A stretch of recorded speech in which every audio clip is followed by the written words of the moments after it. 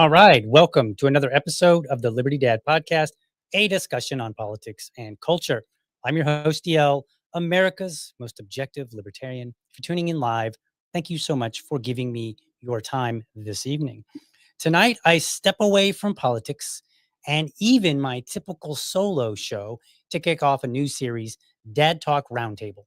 Regular audience members will know that Fridays, I try and invite dads on to discuss what is important to them as a father.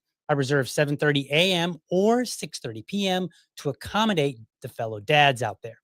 But I'm taking this a step further. This series will air on the second Monday of each month at 8 p.m. Eastern Time. Instead of just one dad, I'll invite several who I think are solid voices as men, husbands, and fathers. Together, we'll sort out the good and the bad, and with any luck, we'll inspire other men out there to be the best they can be. Joining me tonight, Adam Coleman, Tyler Janke, and Jacob Winograd. So let's bring them in and get this show going. Gentlemen, how are you? Good. Doing well. Glad to be here. Awesome.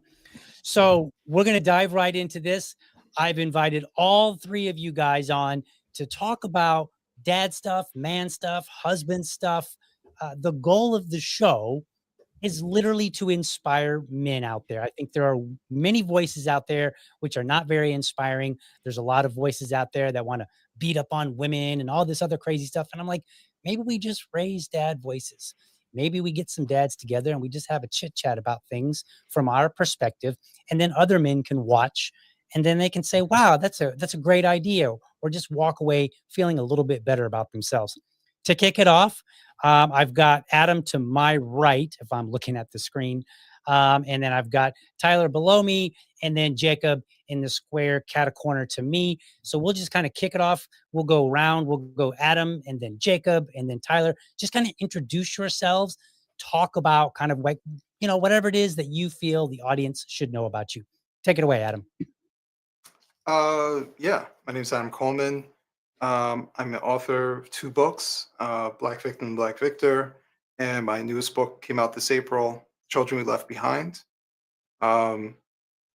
I write for the New York Post as often as I can, and have my own Substack on Twitter and all that, written for multiple publications.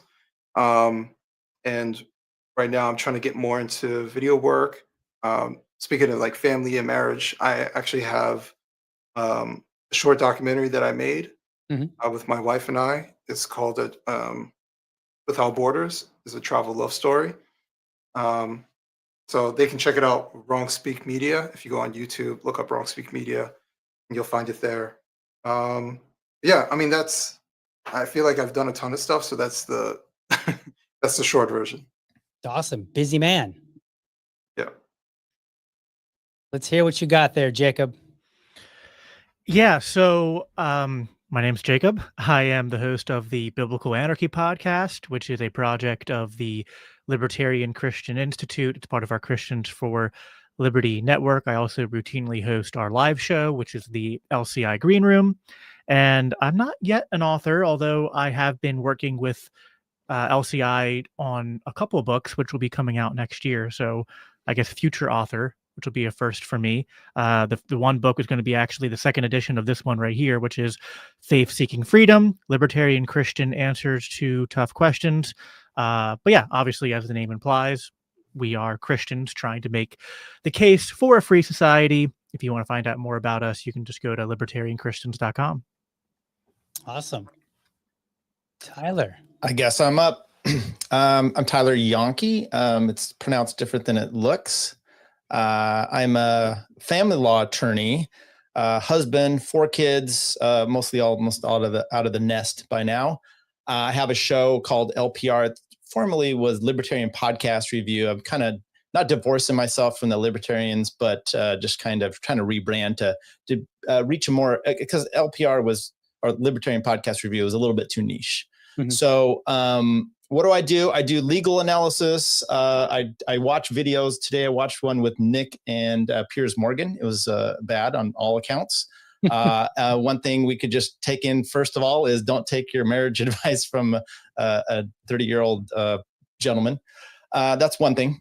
But other than that, I just like to talk and riff and do whatever. So my main thing is family law. So anytime something like that comes up, I take advantage of that and try to do legal analysis with that. Awesome. And then I am your humble host, or perhaps maybe not so humble, but I try. DL. I don't have any books, although I've thought about it, but I don't know if I have the wherewithal to sit down and write a whole book, although it is kind of an interesting thought, and I can respect anybody that does. But I do a podcast. Right now I'm on sabbatical to take care of some family stuff, just kind of maintenance the family, kind of reorganize a little bit, get things moving along.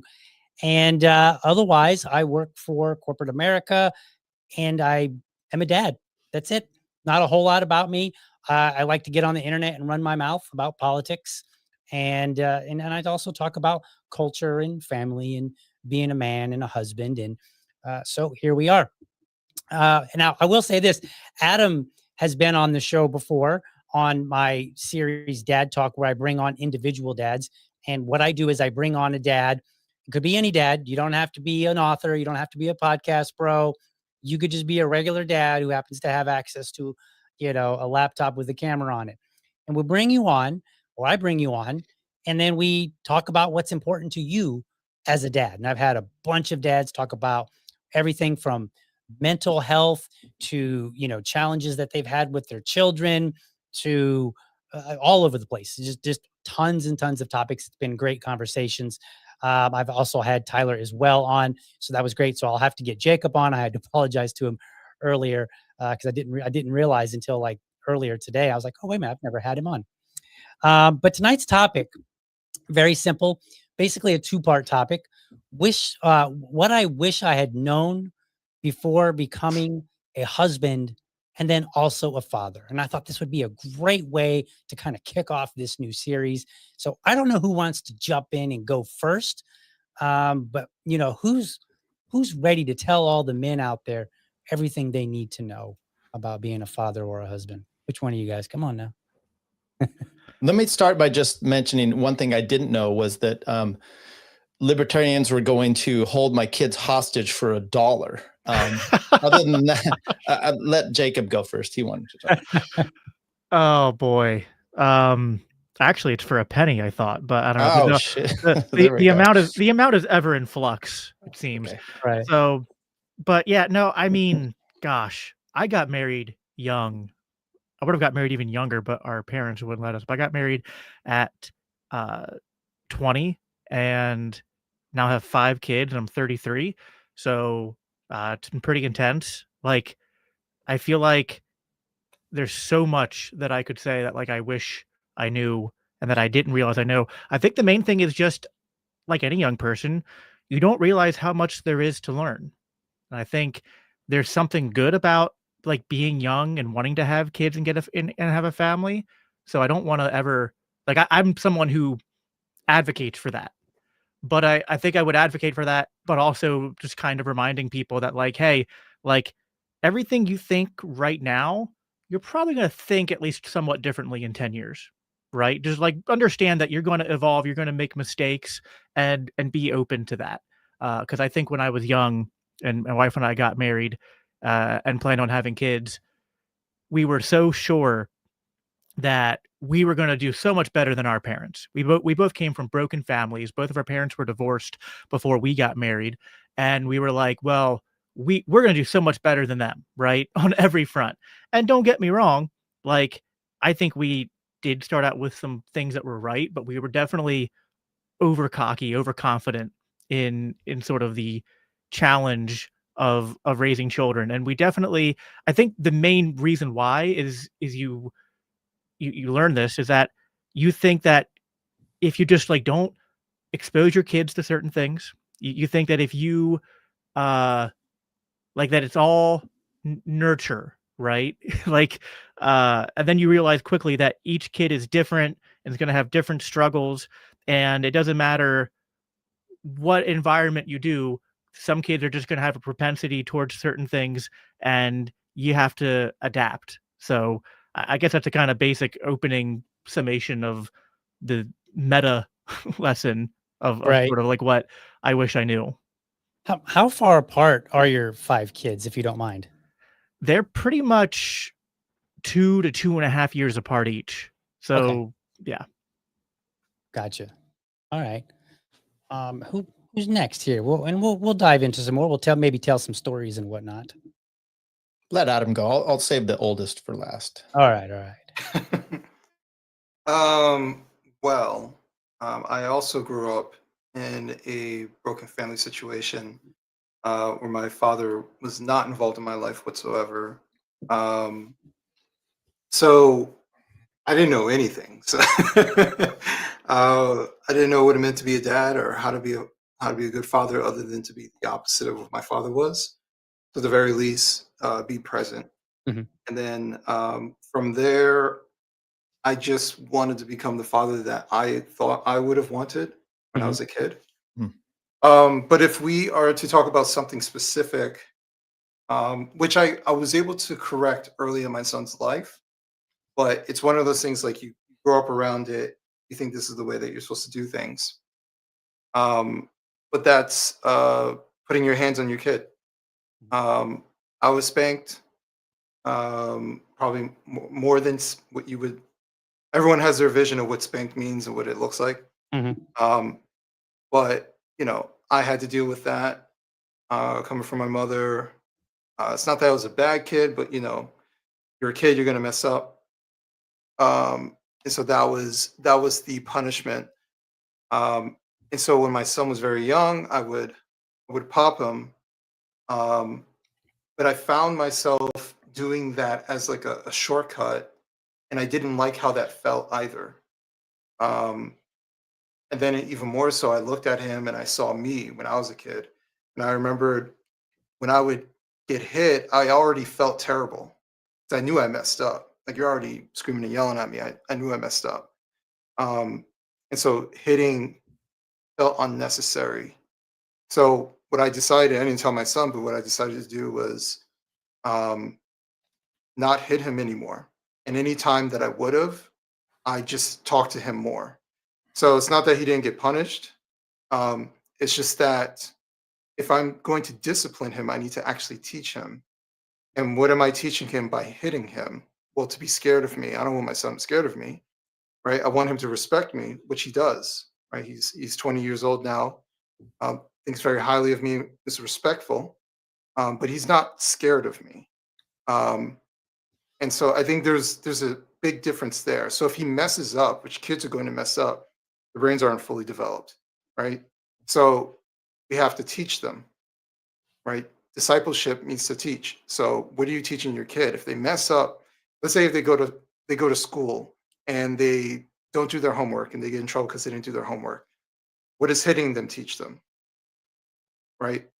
Or if you talk to them and ask them, why didn't you do your homework? And then come to find out it's because they feel like they don't know enough in math. And so they're afraid to get it wrong and they didn't do it. And, whatever it might be, their little kid rationality, then that's something you can work on and you can work with. And then you tell them moving forward, you tell me these things. It's okay if you don't know this. We worked this out. We figured this out. So they're not scared. But hitting them, does that actually teach them how to do math? No. It teaches them to do things in fear of something, fear of some sort of pain coming. But do they learn how to do that math issue? No, right? So it gives them the wrong motivation, and it actually, in my opinion, messes up. It can't, excuse me, it can mess up the relationship.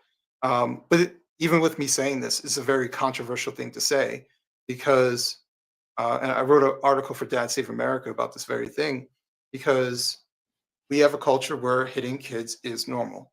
And for the kids who were hit, they grow up and they're fine. They've accepted that they're hit and they love their parents. They don't want to criticize their parents. So they defend being hit. Deep down inside, they know they didn't need it, but they've convinced themselves that they needed it. It's a bit of Stockholm syndrome, right?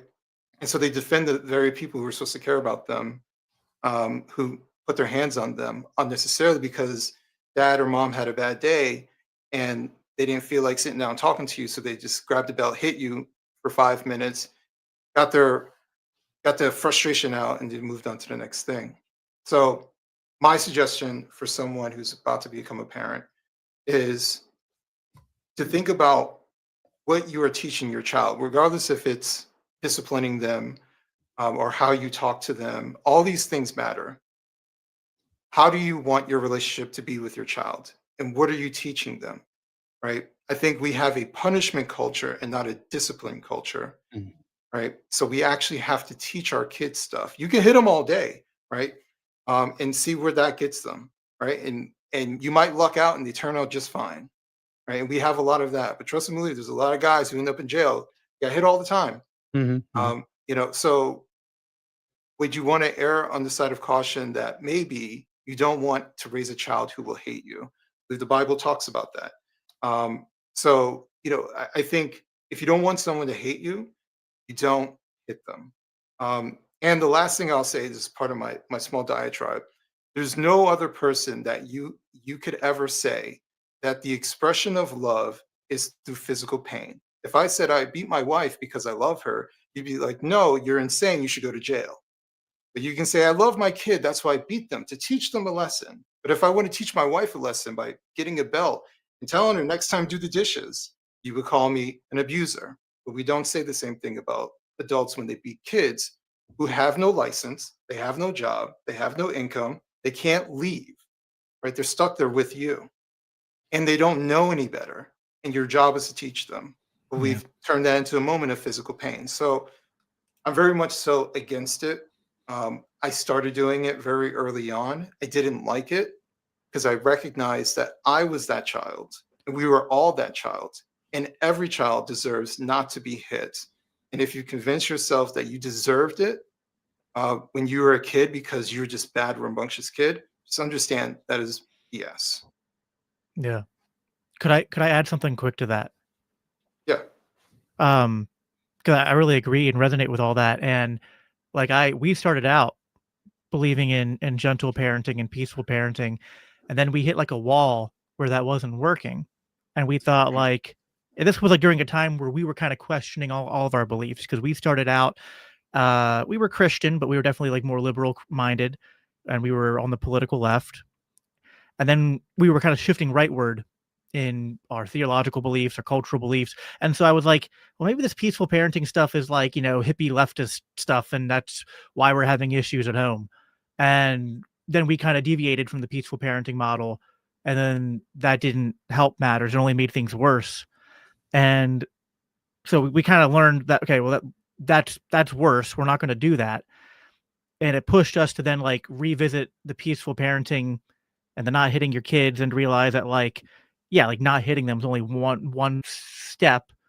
There's a lot more that goes into it. But another observation, which I think is a lesson that parents need, and like, you know, future parents, people who are thinking about having kids, need to realize, as a piece of advice, which kind of maps on to, my Christian and libertarian beliefs, is that just like as libertarians, we understand that, a free society, that a limited state or no state isn't going to usher in some utopia. Not hitting your kids doesn't mean you're going to have perfect kids. It doesn't mean that Right. the family is going to be without issues. It doesn't mean that like you might try to do everything right as a parent, and you might still have a child that's struggling with specific disciplinary and sinful behaviors.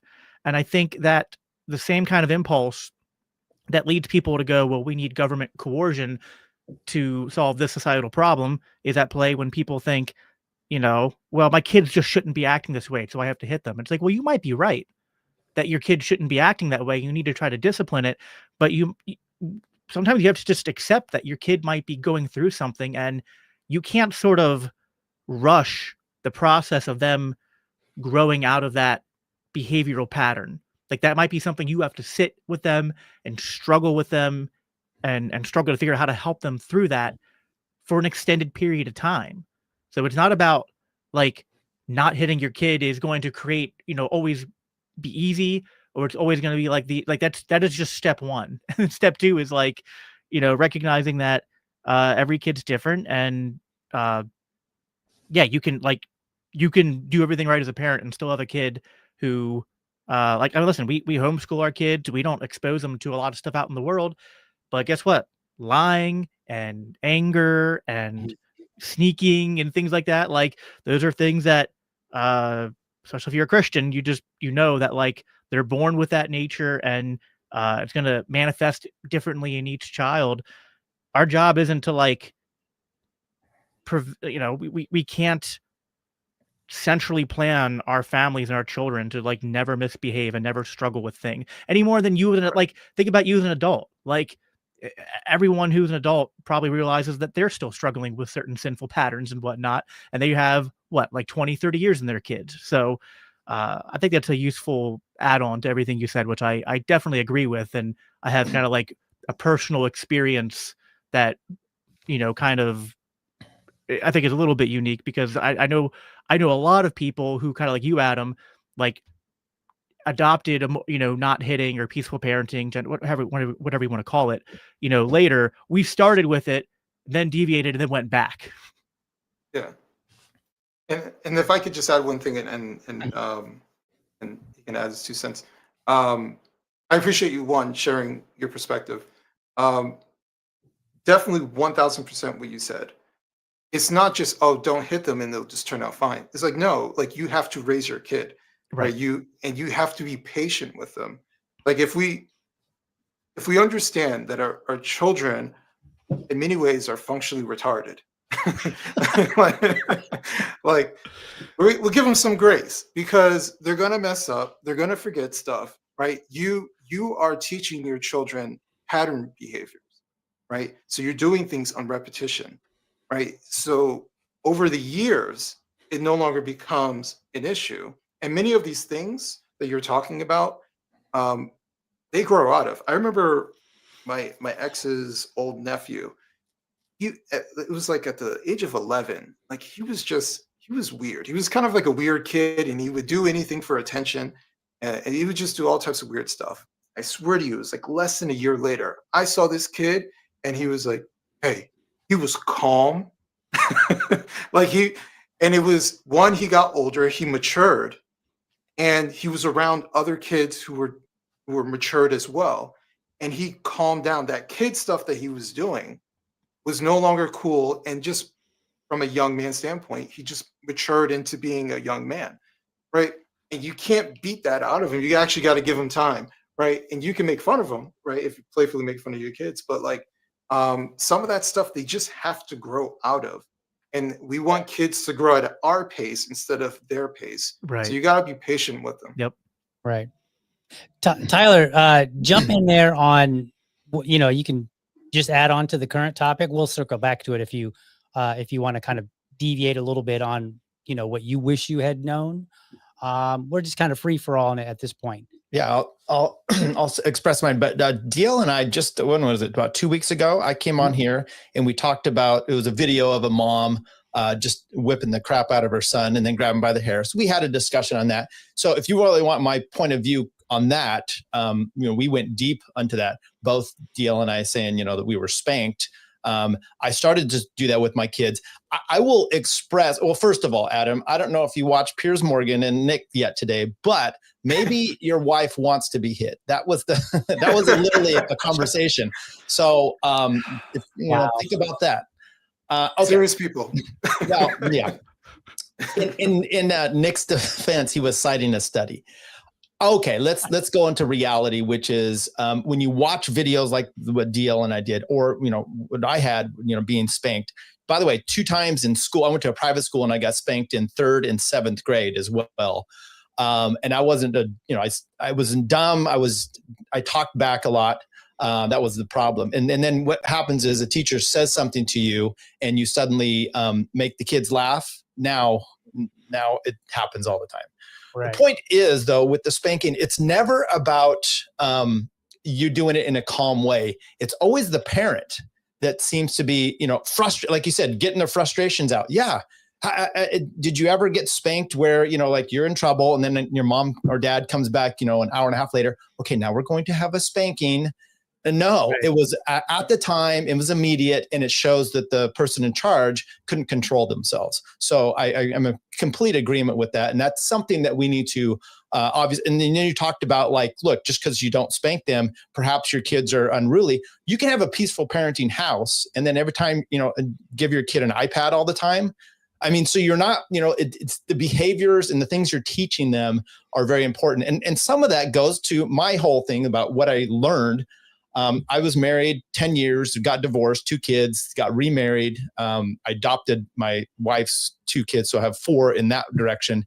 And making mistakes and understanding that if you do the same thing over and over, you're going to get the same result. It's a stupid concept, but I had to really realize that with the marriage thing going in. Okay, I've got a new wife. And things are, I can't be making, even though my first one, it was all her fault. We could always, all of us agree on that. Even with that said, you're doing things that are not, the same reactions, the same projections, same little arguments. Learn from those experiences and it'll get you a long way. I have a lot of little things, being a divorce attorney, to see where couples are messing up. But the reality is, for me, at least, and my wife, it's about being on the same page and doing things together. So it's, finances together. It's a team. We're paying up bills together. And I'll say this, especially in this era of X and Twitter and everything else. I use my phone as if all the DMs I'm doing, my wife is reading them. That's just my attitude. She can look through my phone all she wants. Mm-hmm. Some, blankety blank bot whore comes into my DMs. It's deleted. She's blocked.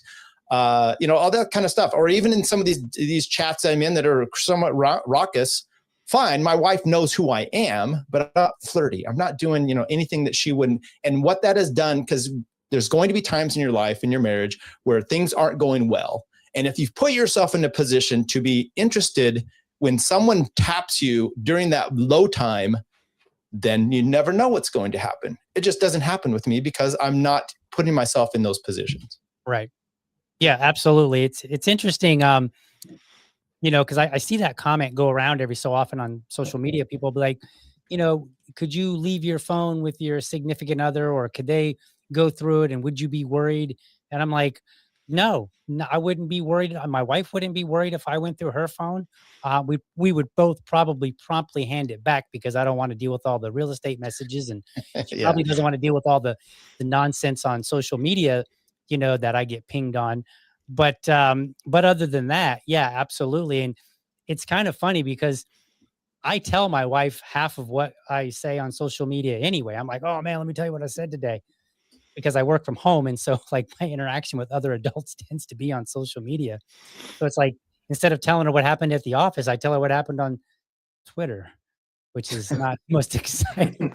Yeah, she's like, you don't have to share anymore. We're good. Yeah. She's like, okay, well, that I've taken a little bit of a back seat on Libertarian Party matters. So she finds that probably slightly refreshing, because she's not like, okay, what are the Libertarians fighting about this time? So there's some of that. But as far as like, I want to come back to the spanking, because I think that's a really good topic.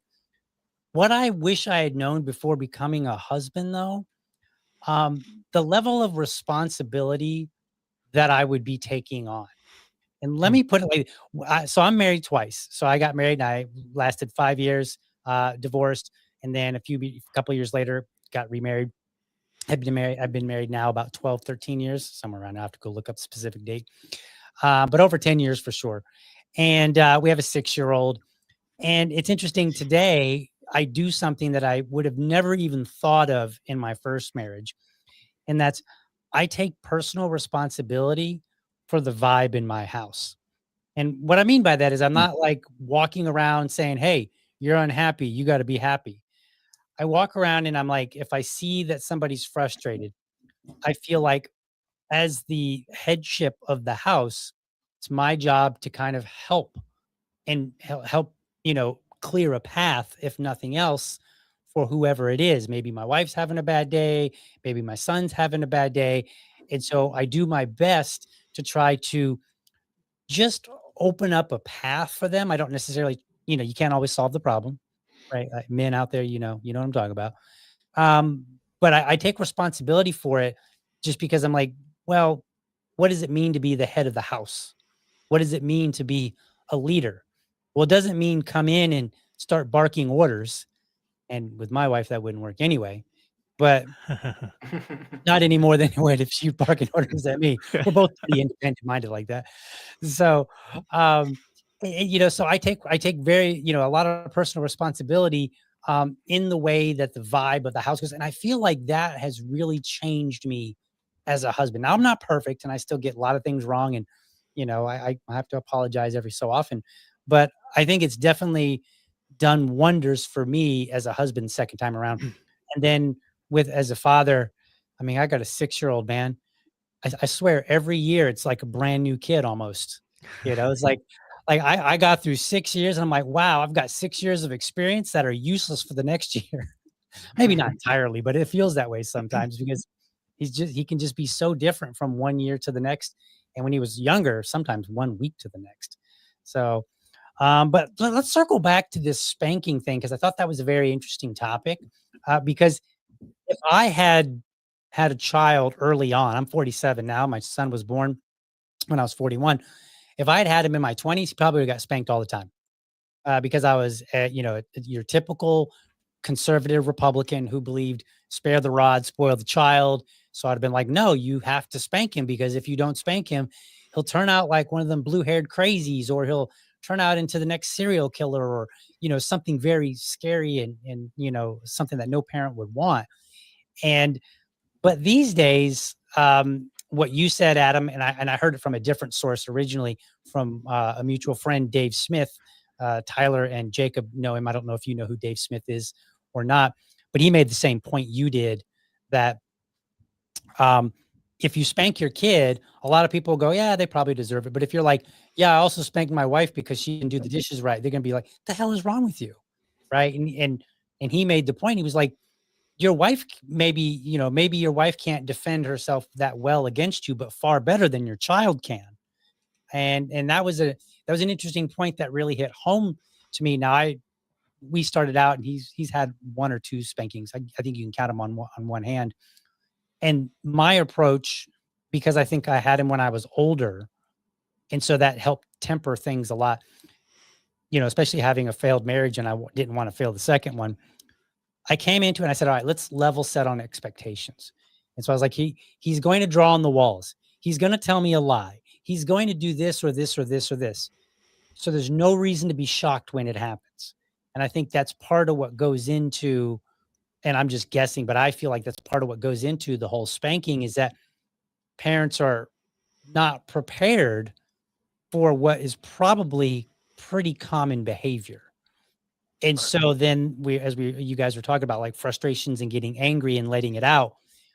I think that's one of the reasons why people get angry, is because they haven't level set expectations for common behaviors. My wife's going to be, snippy some days. She's going to be irritable. My son will be irritable. I will definitely be irritable some days, and if we're not level setting, then of course it's going to make us even that much angrier, rather than saying, okay, they're going through something right now. Let's sit down and see if we can't work it out. Yeah. So I thought that was really good to bring out, because one of the things that I've always been frustrated by, and I don't know how you guys feel, and I'd be interested in hearing from you guys. When I first heard about the concept of like peaceful parenting, I ran into some very nasty people. Like one dude on Facebook, he was like, this study proves something. And I read the study and found out he didn't read the study. And I was like, well, the study doesn't prove what you're saying. And he cussed and carried on at me, jumped in DMs, cussed me out, like all this crap. I was like, dude, are you sure you're a peaceful parent? Because you're definitely not if you can't handle a peaceful adult, like I'm not even being a jerk. How are you going to handle a child? So I felt like I ran into a lot of people that were just very nasty about it. And I actually didn't want to have anything to do with it, even though I was kind of already forging a similar path, where I was like, I don't want to hit my kid. Like, I like my kid. I'm like, why would I want to hit him? Like, I don't even like yelling at him, although I will do that. So have you guys had any experiences like that with peaceful parents or people that believe in spanking and, badger you or stuff? Well, it's funny because you guys used the term peaceful parenting. I didn't even realize that was a term. I just didn't want to hit my kid. that was my whole thing. I didn't even know that was a whole movement or something like that. Yeah, I mean, there's a couple times I don't go around online talking about don't hit your kids per se, but I wrote about it. And what was funny about that article is that within the article, I wrote every defense as to why you should hit kids. And I said, I know what they're going to say. And they're going to say all these things. And within the comments, they all said the same thing. I was like, I literally wrote it in here. You guys are using the same exact defense, because there's only a handful of defenses or responses that people try to use against you. Yeah. So, but that stuff, honestly, that stuff doesn't bother me. I know that I made the right move. I know I'm advocating for the right thing. I just feel, part of me feels bad for the adults who believe that they're different, that they needed to get their ass beat by their dad or by their mom, right? That it made them better somehow magically through belt osmosis or something like that, to being better people. And I think that's unfortunate that they believe that, because it's not true. Every child is different. Some children are more difficult than others, right? But you just handle it differently. That's all. You pointed yourself. Very difficult. Very. See, he deserved it, though. We can all agree on that. Yeah, that's it. But if you think of it like this, children respond to their environment. That's human beings respond, but especially children. Children have no life experience and they're just responding to things, right?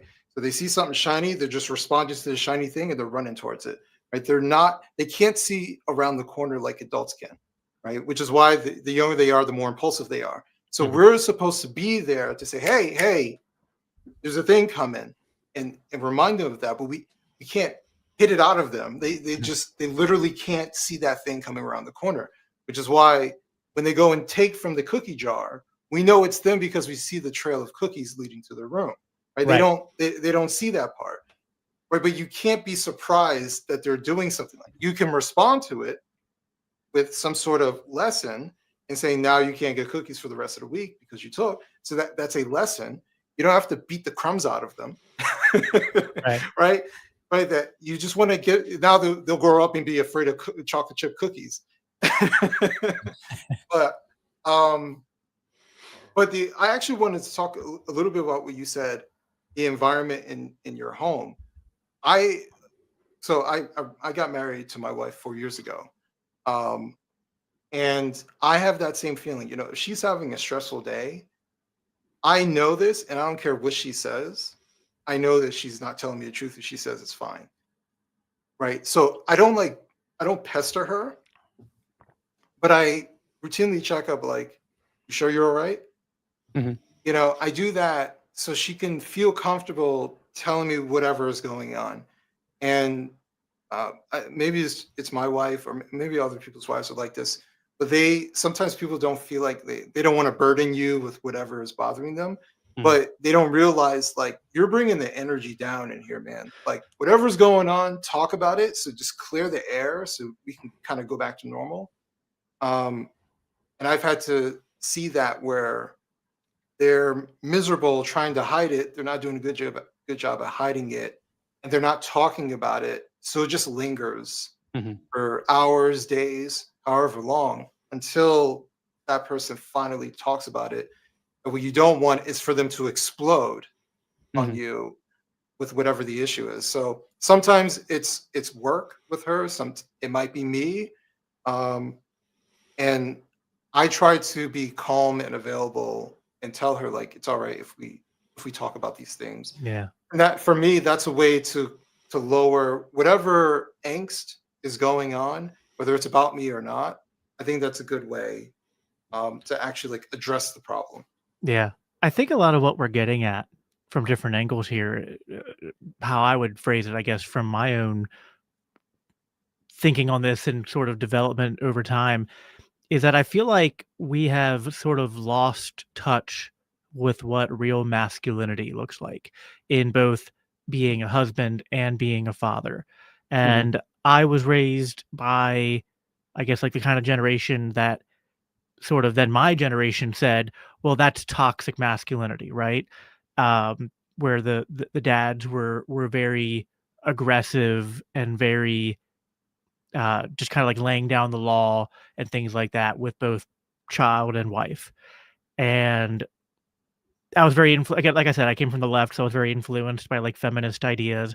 And I thought that to be a good man meant that I had to be incredibly gentle and soft and considerate and unintentionally passive. And by passive, I mean like not that I wasn't paying attention, but that like I didn't want to lead. Or I thought the way to lead was like I needed to ask my wife, it's good to ask your wife questions, but there's asking your wife questions because you're getting input to then act upon versus asking your wife questions because like you're kind of putting the problem solving on her all the time instead of trying to kind of take charge in a positive way. And every relationship's going to be different. There's going to be different divisions of labor, of discipline and household duties, even, vocationally. But I think in general, for how to be a good husband and how to be a good father, we have to reclaim like this a more what I would call like I guess more biblical view of masculinity, or more traditional view or whatever if you're not a Christian, where being a man is not about being like aggressive in a sort of like, I don't know, toxic way or domineering way, but like something about like the term peaceful parenting, I kind of shy away from that. And I don't know that there is a right term for the type of parenting I have, but like I don't want to hit my kids. But that doesn't mean that my response to my kids is going to be nice, right? Like if my 10-year-old son disrespects my wife, his mother, and talks back to her, now like, 5 years ago, if something like that happened, I'd be like, "Hey, can you please stop doing that? That's really rude and you should." And now it's more like a cut it out. Like, nope, we're not going to do that, right? And taking him out of the room and being not like, not trying to like intimidate him, but just kind of like trying to show that like there's some behaviors that like there's zero tolerance for, and kind of like modeling for him that like part of being a man is that you stick up for your wife. You don't let Mhm. people talk to your wife a certain way, and that you respond with a certain like decisiveness, a certain firmness. And, I think that's tough. I feel like a lot of people from my generation, they sort of they struggle with this because like for me, at least personally, and I love my dad. I have a good relationship with him, but he was sort of like one of the dads where it was like hands off and doesn't do anything till there's a problem. Then there's a problem, he cracks the hammer down. So some of it is like people have mixed feelings about what masculinity is because of their own personal experiences or what the culture teaches them. And some of it is just like learning to be more proactive. I like the way you said it, Tyler, but like kind of setting the energy. I think it was you said it, like setting the energy in your house. Not me. Was that you? Okay, yeah. One of you said that, and I think that's kind of like it's about being proactive as a husband and a father. And to some extent, like when your kids are acting up, sometimes that's going to be just normal kid behavior. But if there's a pattern, it might be because you need to take stock and like wonder, like, well, am I maybe setting a bad expectation or a bad pattern or bad energy in the house that then my kids are picking up on? Mhm. So I think I think kind of trying to rediscover what like a real masculinity is a big part of this equation. Let me make a comment on that because I think that's great. You're not only parenting your kids, you are hopefully showing them what a man for us is, but what a loving relationship is with their. So you're disciplined to your child for the way that they speak to their mother. One, that's the mother respect, but it's also like here's how you deal when you have a loving relationship. And so a lot of that is, we've had some mixed. Failed marriages in this group, it looks like, except for Jacob. So congratulations for him. But, we're all on the path of making the corrections and doing it right. And you still have kids to show that this is something that how you behave. And the manly stuff is fascinating. My dad never spanked me. And he was a big guy, like 6'3". And I was always, mom would be like, when he gets home, she's going to really lay into you because she was the spanker. And I never remember him spanking me, but always being worried that he would, but not because I feared him, but because I didn't want to, I'm disappointed in my dad. So unique. So, there's that respect thing that you do lose. I lost it and I love my parents and I'm not going to, whatever. But I did lose respect for the way that my mom would spank me. So then, get a certain age, you start grabbing onto the spoon or whatever she's using. And then, there's a tug of war and then she's like, no TV. And I was suddenly like, oh, wait, well, spank me again. I want this, you discipline me the way I really don't like it. But that manly stuff, because the first man, without breaking into too much here, controlling, mom was, kind of in control of the house. Dad still had his points. And then I get married the first time and she was more the control type. So I just let it go, right? You just kind of like give up your whatever. And I realized with my marriage now, which has been 13 years, is when I take charge on, certain things, do the manly stuff, build stuff, whatever it is, it impresses her and she likes that. And so there is this give and take that you do. And sometimes it's division of labor where you're doing your different things, but there is still something about being a man, one, standing up for yourself, standing up for your family, that my wife really, really likes. And our relationship seems to go smoother when I pull up my bootstraps and I'm like doing what I'm supposed to do. And then the kids respect you. And, this whole thing is fascinating because my son's going to get married in July. And and great guy. But he's more on the, taking charge, which is perfectly fine. So my advice to him is a little bit like, hey, don't be so much, let her participate. This has to be a community thing. You can still be this hierarchy in the man and in the house, but you've got, and she's, she puts her foot forward as well, but there's, some little give and take that must be done. But I am, anyway, that's kind of my point on that. Yeah, absolutely. It's interesting. We're talking about masculinity and toxic masculinity. I got a funny story that kind of helped shape my view of masculinity, and it deals with alcohol of all things. So years ago, probably in my early 30s, and I was out drinking with some friends. We were just kind of out at a bar, and I decided I wanted a vodka drink, but I wasn't very familiar with all the different cocktails and whatnot. And so I asked the waitress, I was like, can you give me a vodka drink? I don't really know what goes well with it. I don't have any preference necessarily, but just surprise me, whatever. She was like, okay, I got something for you. So she comes back, she brings this drink. I get it up and I'm getting ready to put it to my lips. And my friend, he's with me and he looks at me and he's like, dude, are you on your period? I was like, what? And he was like, he's like, are you on the rag? And I was like, what are you talking about? I was drinking a vodka and cranberry, which apparently for my group of guys was a girl drink. That's my wife's favorite drink. And so I was like, were you on the rag? Right. And so I was like, okay. And so then I called the waitress back over and I was kind of playfully giving her a hard time. And I was like, you get me in trouble with my guys here. And I was like, can you find me some other drink here? And she's like, she laughs and she's like, sure. So she comes back with, I think a vodka and lemonade. And then my friends respected me, of course. So I tell that story to a coworker and he kind of laughed at me. And he's like, man, he goes, when I was in college, there was a dude. And he said, this dude was huge. And he was like just one of those big guys that everybody would just be afraid of just by looking at him because he looked burly and huge and just kind of scary and whatnot. And he was like, but he was actually a super nice guy. And he said, but the most interesting thing about him was that he would drink girly drinks. Like that's just what he liked. And he said other guys would, his buddies would give him a hard time and he'd be like, I don't care. And he was just like, he said, you can be the kind of guy that drinks what your friends tell you, or you can be the kind of guy that's like, I'll drink what I want. And I was like, damn. I was like, now that you put it that way, and so it really like, I don't want to say that it shaped all of my masculinity. Some of it already was there and present. It just kind of helped me realize that there were a lot of decisions that I would be making as a man. And the ultimate end is you need to be able to deal with the consequences, whatever it is, right? Maybe you make a decision and the event or whatever you're doing turns out bad, right? Like whatever, maybe your friends make fun of you, whatever the case may be.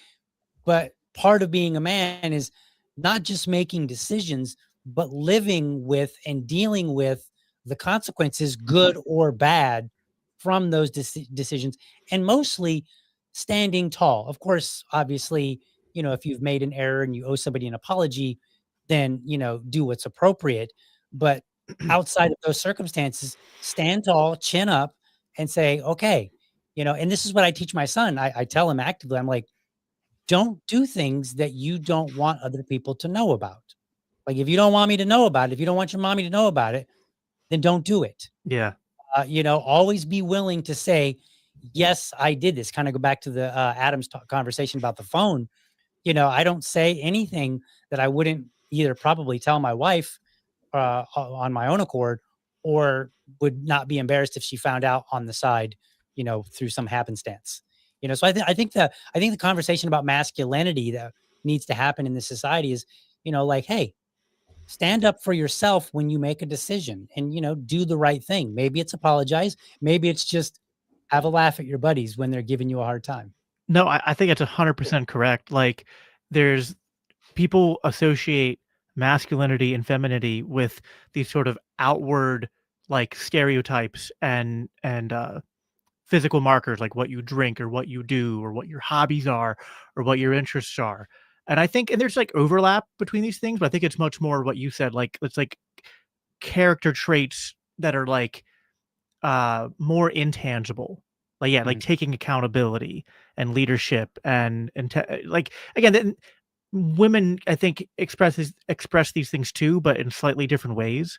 I mean, I think like the biggest thing for me, like as a man, is like uh being able to hold people to account when they make a mistake, but holding yourself accountable to the same degree. Mhm. Like and I'm not perfect at this yet. But like one of the things we do in our household is that like we do have rules for the kids. We have rules for the adults too. And we have consequences for the adults if we break one of our rules. Mhm. Like and I've been really bad at this to the point where I'm like, it's embarrassingly bad, but I set a rule with my kids. And I said, because I'm, like anyone, because I'm on social media and I podcast, I can be on my phone too much. And so it's like, hey, at designated times when I'm home from work and I'm not doing a show or anything, like, I'm in the family room, I'm not going to be on my phone. I'm not going to be pulling it out. And if I do, for like, non-emergency, non-phone call thing, and you guys catch me, then I owe you guys ice cream. And, I set that rule thinking that it would be easy to follow. And then, 5 ice cream trips later over the summer. And I was like, man, I needed to pick a different consequence than this. but like following through on that, not only does it then like hold you to account, but like it kind of, that's, parenting is much more about like that kind of leadership and that consistency and kind of, I think that that's closer to approximating the kind of masculinity we're talking about, not if what kind of drinks you like or what kind of Right. like my biggest, thing is like, I like chick flicks, and I'm not ashamed to admit that. Like when I have like a, evening with my wife and the kids are in bed early, and she wants to pick out like a, a more feminine show or movie to watch. Like we're going through and watching Bridgerton right now, which is sometimes seen as more of like a, I'm like, I don't know, I enjoy it, I don't care. Right. Yeah. If I could add, and similar to his story, I grew up um, being more passive. How I handled things, especially as a kid, I was more passive. Um, I grew up with my mom and my sister, and so I was especially passive when it came to women. Um, I think in my early 20s, I was incredibly passive until I had enough, and then I would explode. So I was always very quiet, and I have stories about cursing out coworkers because they take you being quiet and nice as a weakness. Right. Um, and then one day I curse them out, and then they're like, "Oh, hey, Adam, how you doing?" Like, and then they know that you're capable of being like a little bit crazy, and then they all of a sudden they kind of back off. Um, all those things were kind of unhealthy. Um, and what I learned over time is, it came with confidence because I low confidence throughout most of my life. But when I started really developing that confidence in my early 30s and being sure about myself, it makes it so much easier to stand up for yourself and set boundaries and tell people, no, I don't care. I'm not doing that. Mhm. You know, and when I say this with all love, I say that to my mom. Don't do this. I'm not doing that. Mhm. I set boundaries with her, and if she violates those boundaries, then I say, if you do this, I'm going to do this. And it's because I don't accept certain things. So Mhm. do not do this. I tell anybody that. My son that, my wife that. I have personal boundaries, and if I tell you those boundaries, I'm going to enforce those boundaries. You can only do that with a level of confidence. Yeah. Um, and this is the type of thing that I've wanted to explain to my son, is that you should not be afraid to enforce your boundaries. Whatever you're comfortable with, stay within that. Um, and it does not matter what these other people say. And there are people who are going to absolutely hate you because you're enforcing it, and that's their problem, not yours. Exactly. Yeah. If I So, add a really quick thing to that, not yeah, only your boundaries, but your wife's boundaries. I learned that the hard way with my parents, and other people too, but especially with my parents and my wife, that like, especially from a Christian perspective where it says like, you got to treat your wife like she's your own flesh. So like her boundaries, I guess like within reason, like if your wife has boundaries that are literally not reasonable, then talk about that. But like most of the time, it's probably going to be reasonable boundaries, and you need to enforce those and respect those. And like, even if you don't necessarily like, my wife is very concerned about keeping our kids' pictures off social media. I have that concern too. I don't feel as strongly as her about it. And because I used to be more passive and conflict avoidant, I wouldn't, I'd be like, oh, come on. Like, I don't want to get into this with them. It's going to cause drama.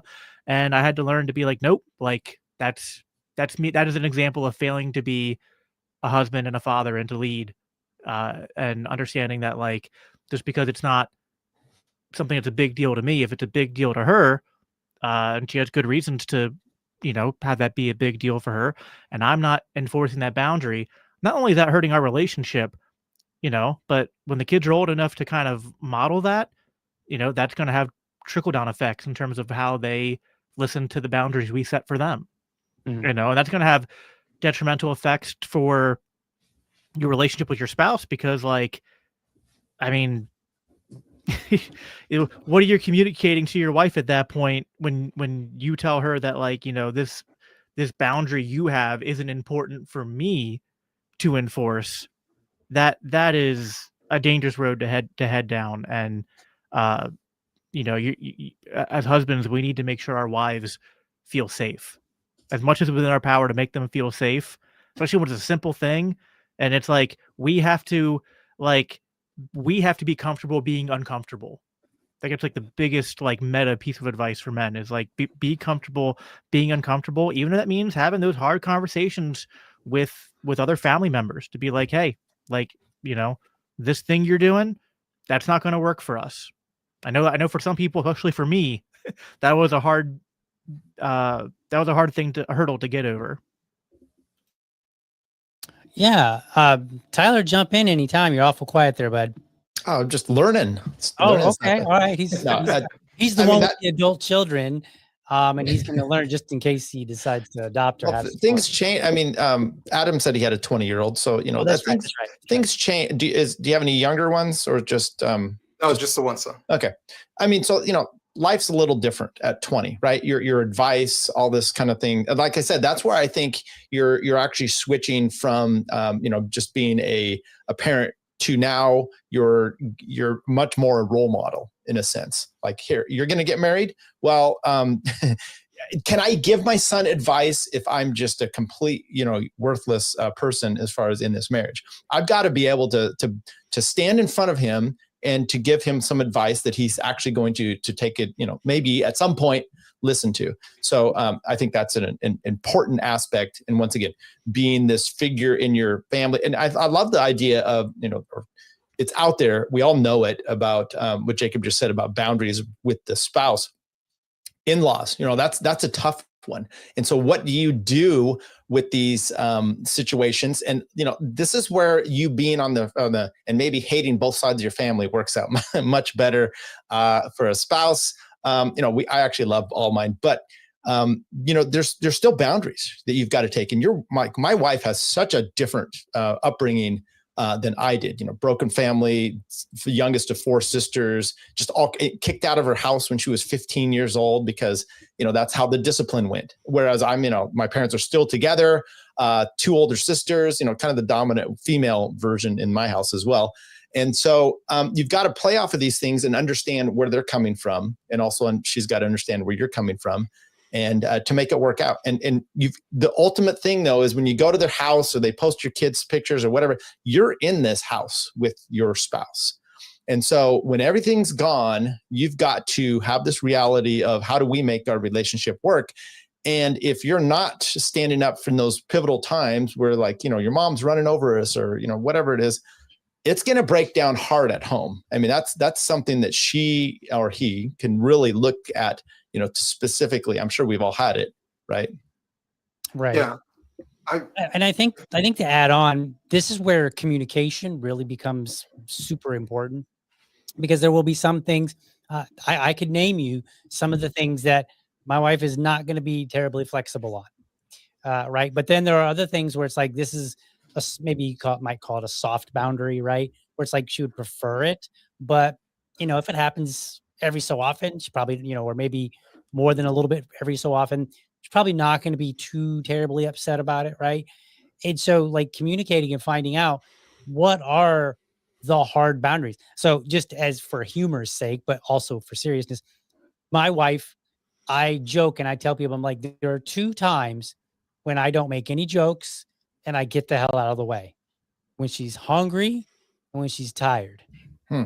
Because, like, my running joke is, I was like, you want to turn an Asian woman into Godzilla? That's going to be it for my wife. Like, just, don't mess with her. Get, like, when she says, she'll text me and she'll be like, I'm coming home, I'm really hungry. I'm like, go get some food. Right.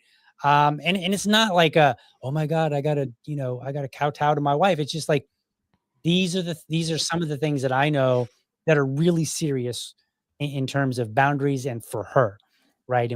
But there are other things that are, maybe less comical per se, that everybody has to work out, and I'll have my boundaries and some things where, maybe I'm just like, yeah, I prefer it, but if it happens, whatever. And other things where I'm like, no, unacceptable. End of story. Right. So I think communication is huge in that. So men out there, talk to your wives, not at them, talk to them, with them.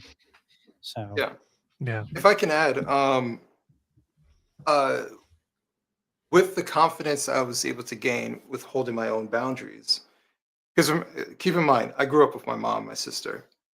Um, I didn't, I didn't know that you could talk to women in a particular way. Um, and so the thing that I learned was, no, they're human beings, and I get to hold them accountable too. Hmm. Um, and there's a level of honesty that I think we tell men not to have when it comes to their spouses. That they're just these perfect angels who never mess up, and if they do something that pisses you off or they do something wrong, you're not allowed to point that out, right? And of course the phrase "happy wife, happy life," mhm, right? You being miserable is perfectly fine. Her being happy is the primary concern, right? That is incredibly detrimental to relationships. Because I'll tell you this, and my wife, if she was on here, she'd be like, "Yep, that's absolutely true." When I gained that confidence, I started treating everyone exactly the same way. If I love you, I'm going to tell you the truth. mhm, Like, I'm just going to tell you the truth. And so that the trope of, if she says, "Does this make me look fat or is this dress ugly?" Just lie. No, you look fat in that or you look ugly. Why am I going to lie to you?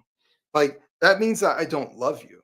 mhm, And so there's a level of honesty that I started expressing years ago, but this is like my relationship with my wife. We've been together for 6 years now. This was the first relationship where I was just 100% honest with, because we were both comfortable with being honest with each other. And I encourage her to be honest with me. The story I always tell, this might be like a couple of years ago, I threw out these pair of pants that I used to wear all the time. And she's like, "Oh, I'm so glad you threw those out." I was like, "Wait, why?" She's like, "Oh, they didn't look that good on you." I was like, "Wait a minute. You let me wear those ugly pants this entire time. You never told me that they look ugly. I trust you more than I trust me. right. Like, Yeah. you need to tell me that stuff." And I was telling her, like, "Tell me it's ugly, because I'm walking around. I can't see me from the outside. So you need to tell me from the outside that this does not look good on me." And I will be like, "It's gone. 2 seconds. I'm not even going to Mm, fight you on that." Yeah. Right? Because I expect that level of honesty. And right. so when you start treating people with pure honesty, where you don't lie to them, because lying to people is not a display of love. I'm honest with my wife. I call her on her stuff. If she's acting a particular way, I'm like, you're acting ridiculous. And she'll come back to me. She's like, "You know what? Yeah, I was." Because she's being honest too. She's like, "Yeah, I'm glad," but she'll tell me the same thing. "I'm glad you call me out on my stuff." Like, Yeah. if she's being hysterical and she's saying, I'm like, that doesn't make any sense, right? Well, I think she was like, if you're an author, so you're probably good with words. So I doubt when she says, does this dress make me look fat? You say, no, the fat makes you look fat. I'm sure you come up with a better way to do it than that. But yes, don't lie. Well, and then maybe she just doesn't ask you the question anymore. Well, I think there's something to this also where like, because I've had to learn this myself, that like, if you're hesitant to be honest with your wife, one reason that might be is because you subconsciously know that your wife doesn't feel safe and comfortable with you to the point where like you're afraid if you are honest or you push back or you criticize that like she's not going to receive it well. And I'm not saying it's the only reason, but a reason she might not receive it well might be like if you don't have that kind of solid foundation of trust and communication. So yeah, like if you don't have that, and then all of a sudden out of the blue one day, when you're not loving your wife the way you should, you start criticizing her. Yeah, she's probably not going to take it very well.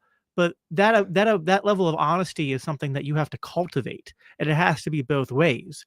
It has to be a two-way street, and she has to kind of know that like if I criticize her, it's not like I have to do all this sort of like I have to do it half-assed or be super like gentle and like soft about it, or like do all these like prefaces like, honey, I love you, I don't want to be rude, but like if you feel I need to do all that, that's probably because you like know that like you're not.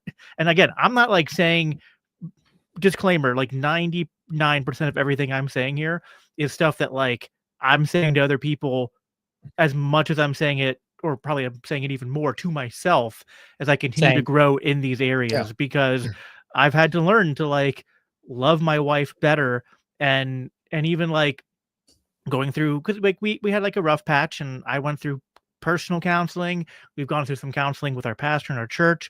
And it's like, I used to be frustrated and be like, I feel like I can't ever say anything without it that's disagreeing with her, and she doesn't take it badly. And it's like, well, why is that? Look into it, and I think it's kind of like, a really good piece of advice, by the way, is that, obviously it's better if you start things out on a better foundation, but if it's never too late to fix that. But if you were at a place where like you started out wrong and then you have to fix it, you need to kind of like have people in your life who can speak into your marriage, who can kind of help you with that, because it's going to have to be something that happens organically over time.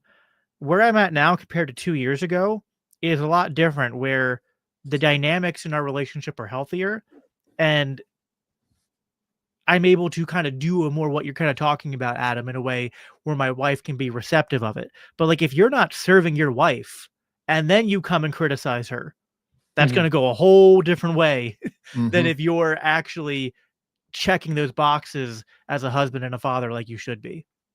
Absolutely. I'll tell you guys a brief story real quick. Years ago, my wife was doing some real estate stuff, and I don't want to try to get into the details and bog it down, but basically she was not a real estate agent. She was trying to do something where the thing that she was trying to do kind of rode the fine line between acting like a real estate agent and not acting like a real estate agent.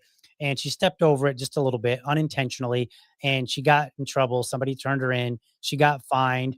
I was with her through the whole thing. I dug into the law, was trying to find any way where we could, defend her. And unfortunately, she just got busted. That was the end of it. But at the end of it, once we paid the money for the fine, she came to me and she was like, "I'm really glad that you didn't, give me a hard time. You didn't say, oh, you should have known better. You just like, all right, let's figure this out." And, and the furthest of any kind of, anything that could be construed as criticism that I had said was, I guess we won't do that again. And it was interesting because like, I will frequently phrase things as a we, even though I had nothing to do with it, because I don't do real estate. Like I'm just the help sometimes. And so, but I like to phrase things as we, because I tell my family, I'm like, we are a home team. I stole that from Rocky, but I'm like, we're a home team. We win together, we lose together. Because if I lose, like if I lost my job, we're all going to hurt. even if I was the dumb one, I did something dumb and lost the job, it's still going to hurt all of us. It's going to impact. So we are winning together. We are losing together. And, I think it's more important to really set that foundation of, I'm definitely by your side, because there will come a time, like you said, Jacob, when you need to have a frank conversation. And I think it's going to be easier when they feel confident to have that conversation, when your spouse feels confident to have the conversation with you, because, you weren't just not there and then all of a sudden want to dive into the criticism. Spoken like a man without a prenup. Oh gosh. Well, if I could add, I speak the same way, or more often I do too, but I believe the same exact thing. Like, we're a team, and I try to tell my wife that. Yeah. But there is definitely something about, there's no "I told you so's." Like, I don't care about that. And she might sometimes come to me because we're having a discussion. I'm like, this is what you should do. And she'll eventually do it. And she's like, you know what? You were right about that. I was like, I know, but it's all good. Like, you did it. So you're good now, right? Like, I'm not here to rub it in your face, because like, we're one. Like, I don't get any pleasure being right about this particular thing. I just want us to be good. Are you good? Because if you're good, I'm good. We're all good. So in the same way, when we have a disagreement, the objective for me isn't to win the argument. It's to resolve whatever the problem is, so we can go back to being good and friends and hanging out. I don't take any pleasure in any of that stuff. But like you said before, the foundation for us is that we're friends first. Like, we were literally friends. We were becoming friends, and then it turned into a romantic relationship. So I always see her as my friend. I would never do something intentionally to hurt her. And if I do hurt her, I apologize, because she's my friend. I don't want to argue with my friend. I don't want to talk negatively about my friend. Yeah. And I take those things very seriously. So my approach is that my wife is my friend, and I just want to make sure that our friendship remains intact. Yeah. And the same level of I didn't say criticism and stuff like that. Whatever I might dish, I expect her to dish back to me.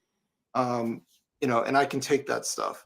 So another, like, just small piece of advice: have these discussions when you're not in a given moment, when everything is cool. That's when you talk about this stuff. Not in the heat of anything. Like, I tell my wife, like, listen, I give you permission to do this. She's like, all right, but if I tell you this, I don't want you, I'm telling you right now, if I say something, say, Adam, you gave me permission to do this thing. Right. Right. I'm telling you right now, you're good to do that. I won't say anything back to you about that. I won't stop you. So, like, all that, these are conversations that I'm always talking to my wife. So these are conversations you're having on just a normal day. Nothing is happening. And that's the way you should proceed. Don't have these hard conversations in the middle of emotions, because they'll never come out right. Yeah. Well, I like how you brought up the friendship part, because I think that we often don't think about how our marriages, like your wife is like the most unique relationship you're ever going to have, because one, it's the one that, I mean, not to, like, obviously not including divorce, it's the relationship that outside of divorce and death, like, that's constant, right? Like, your kids are going to grow up and have their own families, not be living with you. So that relationship, it's always there, but it's going to kind of change. But your wife, you're going to grow old with her, and she's always going to be with you. But also, like, that relationship has, like, different aspects to it, because you're friends, your partners, and your lovers. And a lot of times, if your marriage is in a tough spot, I mean, maybe it's more than one, but there's probably, at least one of those aspects where like you're not being a good friend to her, you're not being a good lover, or you're not being a good, partner. And, and oftentimes, marriage, you're going to have one area where you guys excel, one where you're probably okay, and one where you struggle, right? Like, my wife and I, we were great as friends. We started out as friends. We've always been friends. We joke with each other. Like, when I see something funny, the first person, like if it's on my phone, like a meme, the first person I want to share it with is my wife. She's my best friend. She's been my friend going back to high school. We were high school sweethearts. We're, we developed romantically, and we became, lovers. And so like the love aspect of our relationship has always been strong too. But we haven't always been good partners, because sometimes we've had just different visions on how to handle finances, on how to handle parenting, etc. And so I've had to learn. We've had to grow into being better partners. When it comes, like, if my wife and I are fighting, 9 out of 10 times it's because, like, like it's almost like a comedy skit watching us doing a house project together. Like when we got chickens and we're building a coop together, that was like one of the most stressful things we ever did, because we just like we don't work well together on those kinds of things, because we just have different ways of tackling problems. Like I'm very much I step back, I analyze it, I make a plan, I know what I'm doing ahead of time, I know I have all the tools I need. My wife is kind of like I'm going to jump right into it and figure it out as I do it. So we're like diametrically opposed in terms of how we solve problems and how we approach things. And so that has caused sometimes, like, the day-to-day tensions and whatnot. So we've had to learn over time to grow in that like partnership level. I feel you, bro, because I married an industrial engineer. They're basically the people that come in and tell you how you should be doing all your processes. So, and I'm very headstrong, and like when I go tackle the yard or a project, I'm like, it's got to be done this way. So yeah, we've butt some heads on some projects as well. Jacob, I know that you've got to get going here, because I think you have a 9:30 podcast that you got to jump on. Am I correct on that? Yes. You want to give a final word or final shout out, or where people can find you or whatnot before you head on out? Yeah, sure. This has been a lot of fun. I'm looking forward to continuing these, getting to know everyone on the panel more. Yeah, you can find me, like it says there on my little name tag, at Biblical Anarchy on X. That's where I'm the most active. I am on Facebook and Instagram. I don't post there as often, just because I don't have the time to put as much energy into those. But you go to at Biblical Anarchy, or go to biblicalanarchypodcast.com, and you'll find all my episodes and whatnot. I will also plug Libertarian Christian Institute is doing our end of the year fundraiser. So every dollar that you donate to LCI is matched now till the end of the year. So if you want to, support the mission of promoting the ideas of liberty and free market and human flourishing from the Christian worldview, then yeah, go to libertarianchristians.com, and every dollar helps, gets us. We've every year we've done these kind of matching fundraisers, and each year we've grown and been able to go and do more things and go out to more events. And so just really appreciate the support we've had from everyone. Appreciate you, DL, for having me on and organizing this. I think this was great, and I look forward to continuing to do them. Awesome. I look forward to it as well, sir. And good luck on your next show here. All right. Thanks, man. Yes, sir. Alrighty, gentlemen. We're at 9:30, and for right now, we'll just